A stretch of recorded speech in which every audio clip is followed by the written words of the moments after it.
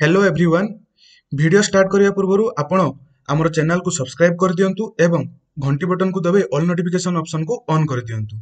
तो मु आज आपण को अष्टम श्रेणी रो भूगोल बही रो तृतीय अध्याय कृषि विषय रे पढेइबी। कृषि कोन ताहा जानिबा पूर्वरु हम एक गप पढिबा।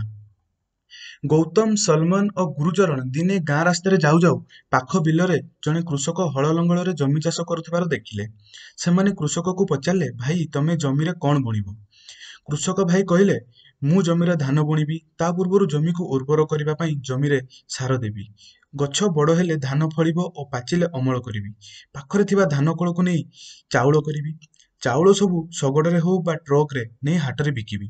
ତୁମ ଘରେ ତୁମ ମା ଏହି ଚାଉଳରୁ ଭାତ, ପିଠା ଆହୁରି କେତେ ସୁସ୍ୱାଦୁ ଖାଦ୍ୟ ତିଆରି କରିବେ। ଗୌତମ ପଚାରିଲା, ଭାଇ ତମେ ଟ୍ରାକ୍ଟରରେ ଜମି ଚାଷ କଲ ନାହିଁ କାହିଁକି? ଶୀଘ୍ର ତ ଚାଷ ହୋଇପାରନ୍ତା। କୃଷକ କହିଲେ, ଆମ ଗାଁର ସମସ୍ତ ଚାଷ ଜମିର ଆକାର ଛୋଟ, ତେଣୁ ଟ୍ରାକ୍ଟରରେ ଜମି ଚାଷ ସମ୍ଭବ ନୁହେଁ। ପିଲାମାନେ କୃଷକ ଭାଇଙ୍କ ଠାରୁ ଚାଷ ବିଷୟରେ ଅନେକ କଥା ଶୁଣି ଖୁସି ହେଇଗଲେ। ଗୌତମ, ସଲମାନ ଓ ଗୁରୁଚରଣ ଜାଣିପାରିଲେ ଯେ ତିନୋଟି ପ୍ରକ୍ରିୟା ମାଧ୍ୟମରେ ପ୍ରାକୃତିକ ପରିବେଶରେ ଉପଲବ୍ଧ ହେଉଥିବା ଦ୍ରବ୍ୟ ଗୁଡ଼ିକ ମଣିଷର ବ୍ୟବହାର ଉପଯୋଗୀ ହୋଇପାରୁଛି। ଏହି ପ୍ରକ୍ରିୟା ଗୁଡ଼ିକ ହେଲା କଣ ନା ପ୍ରାଥମିକ ପ୍ରକ୍ରିୟା, ଦ୍ୱିତୀୟକ ପ୍ରକ୍ରିୟା ଓ ତୃତୀୟକ ପ୍ରକ୍ରିୟା। ତ ଏବେ ଆମେ ଜାଣିବା ପ୍ରାଥମିକ ପ୍ରକ୍ରିୟା କଣ। ପ୍ରାଥମିକ ପ୍ରକ୍ରିୟା ହେଉଛି ପ୍ରାକୃତିକ ପରିବେଶରୁ ବିଭିନ୍ନ ଦ୍ରବ୍ୟ ସଂଗ୍ରହ, ଯଥା ଜମିରୁ ଶସ୍ୟ ଉତ୍ପାଦନ, ନଦୀ, ଜଳାଶୟ ଓ ସମୁଦ୍ରରୁ ମତ୍ସ୍ୟ ସଂଗ୍ରହ, ଜଙ୍ଗଲରୁ କାଠ, ବାଉଁଶ, ଫଳ, ଝୁଣା, ମହୁ ଆଦି ଦ୍ରବ୍ୟ ସଂଗ୍ରହ, ଖଣିରୁ ଧାତୁ ଉତ୍ତୋଳନ, ପଶୁପାଳନ ଇତ୍ୟାଦି କାର୍ଯ୍ୟଗୁଡ଼ିକ ପ୍ରାଥମିକ ପ୍ରକ୍ରିୟାରେ ଅନ୍ତର୍ଭୁକ୍ତ। ଦ୍ୱିତୀୟକ ପ୍ରକ୍ରିୟା କଣ ନା ବିଭିନ୍ନ ଦ୍ରବ୍ୟକୁ ଯାନ୍ତ୍ରିକ ପଦ୍ଧତିରେ ବ୍ୟବହାର କରି ପରିବର୍ତ୍ତନ କରି ବ୍ୟବହାର ଉପଯୋଗୀ ସାମଗ୍ରୀରେ ପ୍ରସ୍ତୁତ କରିବା, ଯେପରିକି ଚାଉଳରୁ ଧାନରୁ ଚାଉଳ, ଗହମରୁ ଅଟା, କପାରୁ ଲୁଗା, ଆଖୁରୁ ଚିନି, ବାଉଁଶରୁ କାଗଜ, ତୈଳବୀଜରୁ ତେଲ, ଖଣିଜ ଦ୍ରବ୍ୟରୁ ବିଭିନ୍ନ ଯନ୍ତ୍ରପାତି ତିଆରି କରି ଇତ୍ୟାଦି ଦ୍ୱିତୀୟକ କାର୍ଯ୍ୟକଳାପର ଅନ୍ତର୍ଭୁକ୍ତ। ଏବେ ଜାଣିବା ତୃତୀୟକ ପ୍ରକ୍ରିୟା କଣ। ତ ଧାନକୁ ଚାଉଳରେ ପରିଣତ କରିବା ପରେ ଶଗଡ଼ ବା ଟ୍ରକ୍ ଇତ୍ୟାଦି ପରିବହନ ସେବା ଜରିଆରେ ଅନ୍ୟ ସ୍ଥାନକୁ ପଠାଇବା ତୃତୀୟକ କାର୍ଯ୍ୟ ଅଟେ। ପରିବହନ ସେବା ପରି ବ୍ୟାଙ୍କ, ବୀମା, ବାଣିଜ୍ୟ, ଟେଲିଫୋନ, ବିଦ୍ୟୁତ ଶକ୍ତି ଯୋଗାଣ ଇତ୍ୟାଦି ସେବା ତୃତୀୟକର କାର୍ଯ୍ୟ ଅଟେ। କୃଷି ଅତି ପୁରାତନ। ଏହା ଯେ କେବଳ ଶସ୍ୟ ଉତ୍ପାଦନକୁ ବୁଝାଏ ତା ନୁହେଁ। ପଶୁପାଳନ, ମତ୍ସ୍ୟ ଚାଷ, ମହୁ ଚାଷ, ରେଶମ କୀଟ ପାଳନ, ପନିପରିବା, ଫୁଲ, ଫଳ ଚାଷ କୃଷିର ଅନ୍ତର୍ଭୁକ୍ତ। ପୃଥିବୀର ଲୋକ ସଂଖ୍ୟାର ଶତକଡ଼ା 65 ଭାଗରୁ ଅଧିକ ଏବଂ ଭାରତ ଭଳି ବିକାଶୋନ୍ମୁଖୀ ଦେଶଗୁଡ଼ିକର ଲୋକ ସଂଖ୍ୟାର ପ୍ରାୟ 2/3 ଲୋକ କୃଷିକୁ ଜୀବିକା ଭାବ ରୂପରେ ଗ୍ରହଣ କରିଛନ୍ତି। ତ ଭାରତ ଭଳି ବିକାଶୋନ୍ମୁଖୀ ଦେଶର ପ୍ରାୟ ଲୋକ ସଂଖ୍ୟାର ପ୍ରାୟ 2/3 ଲୋକ ମଧ୍ୟ କୃଷିକୁ ଜୀବିକା ଭାବରେ ଗ୍ରହଣ କରିଛନ୍ତି। କୃଷି ଖାଦ୍ୟ ଯୋଗାଇବା ସହ ଶିଳ୍ପ ପାଇଁ କଞ୍ଚାମାଲ ମଧ୍ୟ ଯୋଗାଇଥାଏ। ତ ଏଇଠୁ ଆମେ ଜାଣିବା ନିବେଶ କଣ। ଦ୍ରବ୍ୟ ଉତ୍ପାଦନରେ ବ୍ୟବହାର କରାଯାଉଥିବା ଆବଶ୍ୟକୀୟ ଉପାଦାନକୁ ଆମେ କଣ କହୁଛୁ ନା ନିବେଶ ବୋଲି କହୁଛୁ। ଏବେ ଆମେ ଜାଣିବା କୃଷି କାର୍ଯ୍ୟର ଅନୁକୂଳ ଅବସ୍ଥା। ତ କୃଷି କାର୍ଯ୍ୟ ପାଇଁ ଉପଯୁକ୍ତ ପରିବେଶ, ଯେପରିକି ସୌରତାପ, ବୃଷ୍ଟିପାତ, ଭୂମିର ଗଠନ, ଉପଯୋଗୀ ମୃତ୍ତିକା ଓ ଜଳସେଚନ ଇତ୍ୟାଦି ନିଶ୍ଚିତ ଭାବରେ ଆବଶ୍ୟକ। ଏଗୁଡ଼ିକୁ ପ୍ରାକୃତିକ ବା ଭୌତିକ ନିବେଶ ବୋଲି ମଧ୍ୟ କୁହାଯାଏ।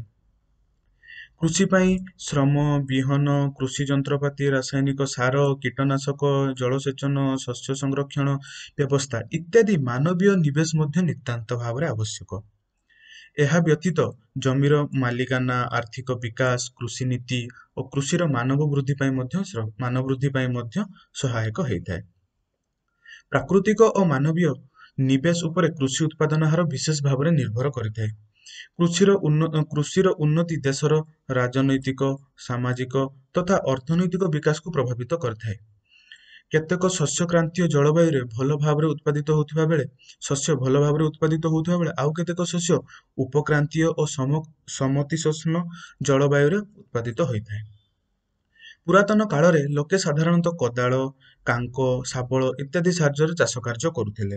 କାଳକ୍ରମେ ବଳଦ, ହଳ, ଲଙ୍ଗଳ ଜମି ଚାଷ କରାଗଲା। ଯୁକ୍ତରାଷ୍ଟ୍ର ଆମେରିକା, କାନାଡା, ରୁଷିଆ ଇତ୍ୟାଦି ଦେଶମାନଙ୍କରେ ଟ୍ରାକ୍ଟର ଓ ଅନ୍ୟାନ୍ୟ ଉନ୍ନତ ଧରଣର ଯନ୍ତ୍ର ସାହାଯ୍ୟରେ ଜମି ଚାଷ, ବିହନ ବୁଣା, ସାର ପ୍ରୟୋଗ, କୀଟନାଶକ ଔଷଧ ସିଞ୍ଚନ, ଅମଳ ଇତ୍ୟାଦି କାର୍ଯ୍ୟ ସହଜରେ କରାଯାଉଅଛି। ଫଳରେ ଚାଷ କାମରେ କମ୍ ଲୋକ ନିୟୋଜିତ ହେଉଛନ୍ତି ଓ ବଳକା ଲୋକେ ଶ୍ରମିକ ହିସାବରେ କଳକାରଖାନା ଓ ଅନ୍ୟାନ୍ୟ ସଂସ୍ଥାରେ କାମ କରୁଛନ୍ତି। ତ କୃଷି ପଦ୍ଧତି କଣ? ନିଶ୍ଚିତ ଭାବରେ ଜାଣିବା ଆବଶ୍ୟକ। କୃଷି ପଦ୍ଧତି ନିବେଶକ। ନିବେଶକ ପ୍ରାକୃତିକ ନିବେଶକ କଣ ହଉଛନ୍ତି ନା ସୂର୍ଯ୍ୟାଲୋକ, ଉତ୍ତାପ, ବୃଷ୍ଟିପାତ ଓ ଭୂମିର ଗଠନ ହଉଛି ପ୍ରାକୃତିକ ନିବେଶ।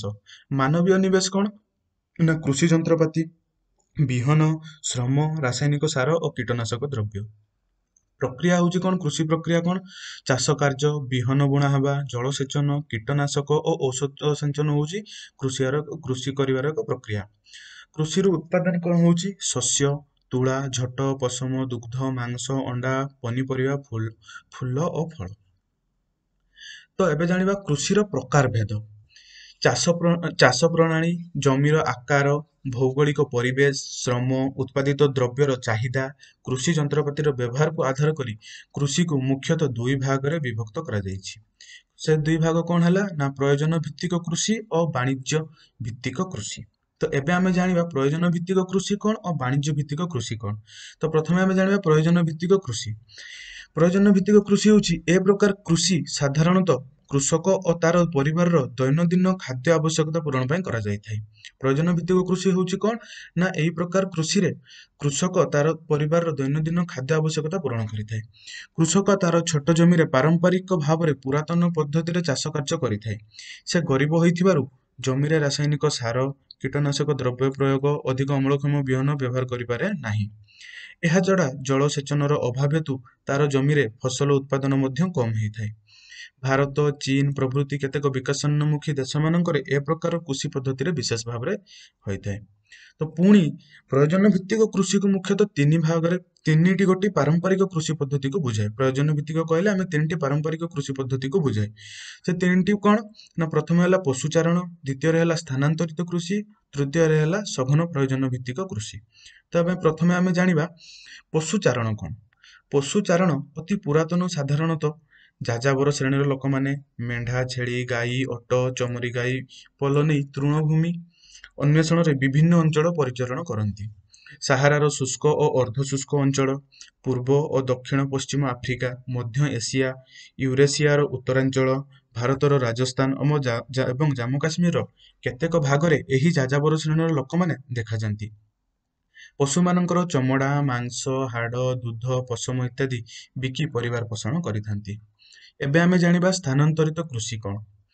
ଏ ପ୍ରକାର କୃଷିରେ ଜଙ୍ଗଲର କିଛି ଅଂଶ ପ୍ରଥମେ ସଫା କରାଯାଇ ଗଛର ଗଣ୍ଡି, ଡାଳ, ପତ୍ର ଇତ୍ୟାଦି ଶୁଖିଲା ପରେ ସେଥିରେ ନିଆଁ ଲଗାଇ ଦିଆଯାଏ। ଏହାର ପାଉଁଶ ଜମିର ଉର୍ବରତା ବୃଦ୍ଧି କରିବାରେ ସାହାଯ୍ୟ କରେ। ଏହି ଜମିରେ 2-3 ବର୍ଷ ଚାଷ କରିବା ଦ୍ୱାରା ଜମିର ଉର୍ବରତା କମିଯାଏ, ଶକ୍ତି କମିଯାଏ। ତେଣୁ ଏହି ଚାଷ ଜମିକୁ ପରିତ୍ୟାଗ କରି ଜଙ୍ଗଲର ଅନ୍ୟ ଏକ ଅଂଶ ପୋଡ଼ି ଚାଷ କରାଯାଏ। କ୍ରମାଗତ ଭାବରେ ଏହିପରି କୃଷି କାର୍ଯ୍ୟ ଗୋଟିଏ ସ୍ଥାନରୁ ଅନ୍ୟ ସ୍ଥାନକୁ ସ୍ଥାନାନ୍ତରିତ ହେବା କାର୍ଯ୍ୟକୁ ଆମେ କଣ କହିଥାଉ ନା ସ୍ଥାନାନ୍ତରିତ କୃଷି ବୋଲି କହିଥାଉ। ଜଙ୍ଗଲ କାଟି ପୋଡ଼ି ଜମିରେ ଚାଷ କରାଯାଉଥିବାରୁ ଏହାକୁ କର୍ତ୍ତନ ବା ଦହନ କୃଷି ବୋଲି ମଧ୍ୟ କୁହାଯାଏ। ଦକ୍ଷିଣ ଆମେରିକାର ଆମାଜନ ନଦୀ ଅବବାହିକାର ଘନ ଅରଣ୍ୟ ଅଞ୍ଚଳ, ଆଫ୍ରିକାର କ୍ରାନ୍ତି ଅଞ୍ଚଳ, ଦକ୍ଷିଣ ପୂର୍ବ ଏସିଆ ଓ ଉତ୍ତର ପୂର୍ବ ଭାରତର କେତେକ ଅଞ୍ଚଳରେ ସ୍ଥାନାନ୍ତରିତ କୃଷି କରାଯାଇଥାଏ। ଉତ୍ତର ପୂର୍ବ ଭାରତରେ ଏହାକୁ ଝୁମ୍ ଓ ଓଡ଼ିଶାର ପାହାଡ଼ିଆ ମାଳ ଅଞ୍ଚଳରେ ଏ ପ୍ରକାର ଚାଷକୁ ପୋଡୁ ଚାଷ ବୋଲି କୁହାଯାଏ। ପୋଡୁ ଚାଷ ତ ସମସ୍ତେ ଜାଣିଥିବେ। ତ ମକା ଓ ଦେଶୀ ଆଳୁ ଏ ଅଞ୍ଚଳର ମୁଖ୍ୟ ଚାଷ।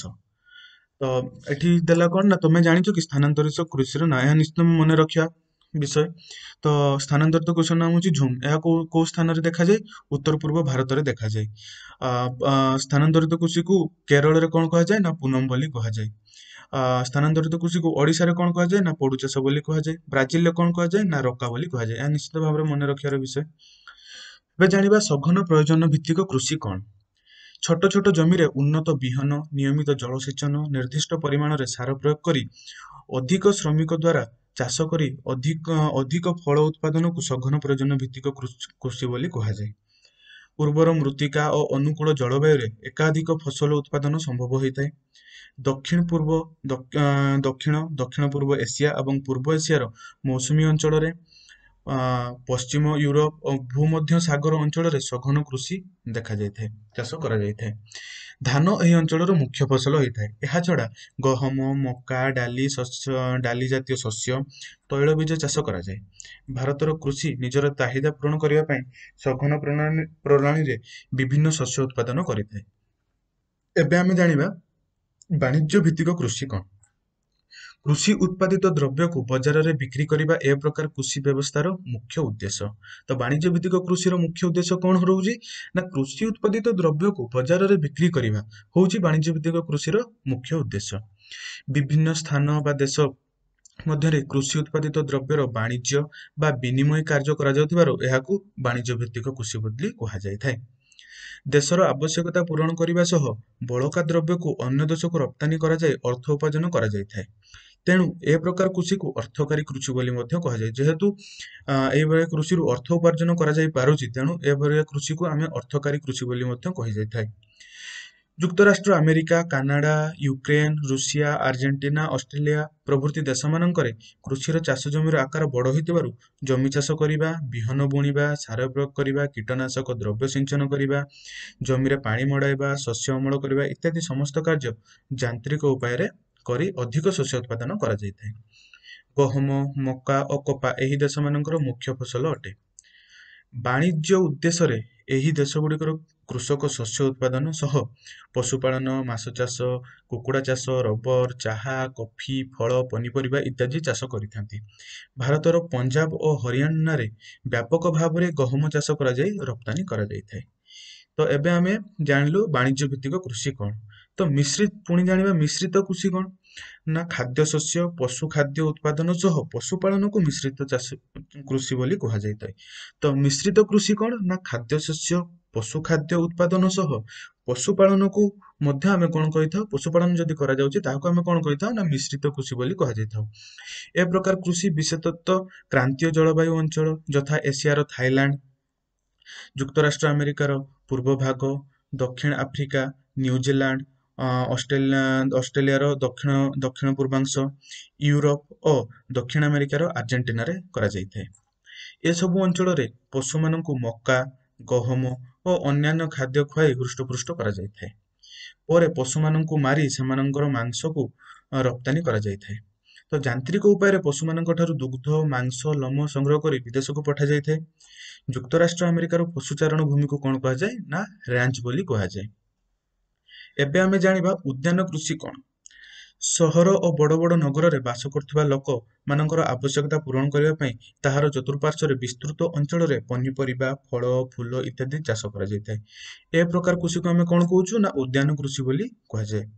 ସ୍ୱଳ୍ପ ବୃଷ୍ଟିପାତ ଅଞ୍ଚଳରେ ଗ୍ରୀଷ୍ମ ଓ ଶୀତ ଋତୁରେ ପନିପରିବା ଚାଷ କରାଯାଇଥାଏ। ପନିପରିବା ସହ କଦଳୀ, ଆମ୍ବ, ପଣସ, ନଡ଼ିଆ ତଥା ଫୁଲ ଚାଷ କରି ବିଶେଷ ଲାଭବାନ ହୁଆଯାଏ। ଯୁକ୍ତରାଷ୍ଟ୍ର ଆମେରିକାର ଉତ୍ତର ପୂର୍ବାଂଶ ଓ ଭାରତର ଉପକୂଳବର୍ତ୍ତୀ ଅଞ୍ଚଳରେ ଏହି ଚାଷ ବିଶେଷ ଭାବରେ କରାଯାଇଥାଏ। ଏହା ଏକ ଲାଭଜନକ କୃଷି। ବିଦେଶରେ ଭାରତୀୟ ଆମ୍ବର ବିଶେଷ ଚାହିଦା ରହିଛି। ନିଶ୍ଚିତ ଭାବରେ ଭାରତର ଆମ୍ବର ବିଶେଷ ଚାହିଦା ରହିଛି ବିଦେଶରେ। ଭାରତରୁ ପାନ, କେରଳରୁ ନଡ଼ିଆ ବିଦେଶକୁ ରପ୍ତାନି କରାଯାଇଥାଏ। ଏବେ ଜାଣିବା ରୋପଣ କୃଷି କଣ। ଚାହା, କଫି, ରବର, ଆଖୁ, ନଡ଼ିଆ, ସପୁରୀ, କଦଳୀ, କାଜୁ ଇତ୍ୟାଦି ଜମିରେ ଏକକ ଫସଲ ଭାବରେ ରୋପଣ କରାଯାଇଥାଏ। କ୍ରାନ୍ତି ମଣ୍ଡଳର ବିସ୍ତୃତ ଅଞ୍ଚଳରେ ରୋପଣ କୃଷି କରାଯାଇଥାଏ। ଭାରତ ଓ ଶ୍ରୀଲଙ୍କା ଚାହା ଚାଷରେ, କଫି ଉତ୍ପାଦନରେ ବ୍ରାଜିଲ, ରବର ଉତ୍ପାଦନରେ ମାଲେସିଆ ଓ ଆଖୁ ଚାଷରେ କ୍ୟୁବା ଅଗ୍ରଣୀ ଦେଶ ଭାବରେ ବିବେଚିତ ହୋଇଛି। ରୋପଣ କୃଷି ବାଣିଜ୍ୟ ଭିତ୍ତିକ ବା ଅର୍ଥକାରୀ କୃଷି ଅଟେ। ଆମେ ତ ଏହା ପୂର୍ବରୁ ଜାଣିସାରିଛୁ ଅର୍ଥକାରୀ କୃଷି କଣ। ତ ରୋପଣ କୃଷି କାର୍ଯ୍ୟ ପାଇଁ ଅଧିକ ପୁଞ୍ଜି, ବିସ୍ତୃତ ଭୂମି ଓ ଅଧିକ ଶ୍ରମିକ ଆବଶ୍ୟକ ହୋଇଥାଏ।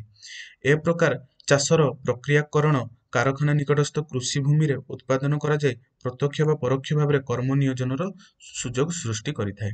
ତ ଚିତ୍ର 3.3 ଆମେ ଦେଖିପାରୁଥିବା କଦଳୀ ଚାଷର ଚିତ୍ର। ତ ଏବେ ଆମେ ଜାଣିବା ଶୁଷ୍କ କୃଷି, ଆର୍ଦ୍ର କୃଷି ଏବଂ ସେଚିତ କୃଷି କଣ। ତ ଜଳର ବ୍ୟବହାର ଉପରେ ନିର୍ଭର କରି କୃଷି କାର୍ଯ୍ୟକୁ ଶୁଷ୍କ କୃଷି, ଆର୍ଦ୍ର କୃଷି ଏବଂ ସେଚିତ କୃଷି ଭାବରେ ବିଭକ୍ତ କରାଯାଇଛି। ସ୍ୱଳ୍ପ ବୃଷ୍ଟିପାତ ଅଞ୍ଚଳରେ ବୃଷ୍ଟି ଜଳ ମାଟି ଭିତରକୁ ଯାଇପାରିବା ପାଇଁ ଜମିକୁ କିଛିଟା ଗଭୀର ଭାବରେ ଚାଷ କରାଯାଏ ଓ ଜମିରେ ଅଧିକ ସମୟ ଜଳ ରହିବା ପାଇଁ ଜମିକୁ ଛୋଟ ଛୋଟ କିଆରିରେ ବିଭକ୍ତ କରାଯାଇଥାଏ।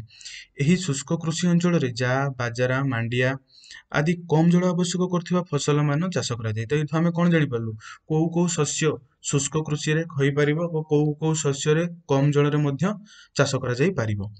ମଧ୍ୟପ୍ରାଚ୍ୟ ଓ ପଶ୍ଚିମ ଭାରତରେ ଏ ପ୍ରକାର କୃଷି କାର୍ଯ୍ୟ କରାଯାଇଥାଏ। କ୍ରାନ୍ତୀୟ ଅଞ୍ଚଳରେ ଅଧିକ ଜଳ ଆବଶ୍ୟକ କରୁଥିବା ଫସଲଗୁଡ଼ିକ ଆର୍ଦ୍ର କୃଷି ଅନ୍ତର୍ଗତ। କ୍ରାନ୍ତୀୟ ଅଞ୍ଚଳରେ ଅଧିକ ଜଳ ଆବଶ୍ୟକ କରୁଥିବା ଫସଲଗୁଡ଼ିକୁ କୋଉଥିର ଅନ୍ତର୍ଗତ ନା ଆର୍ଦ୍ର କୃଷିର ଅନ୍ତର୍ଗତ।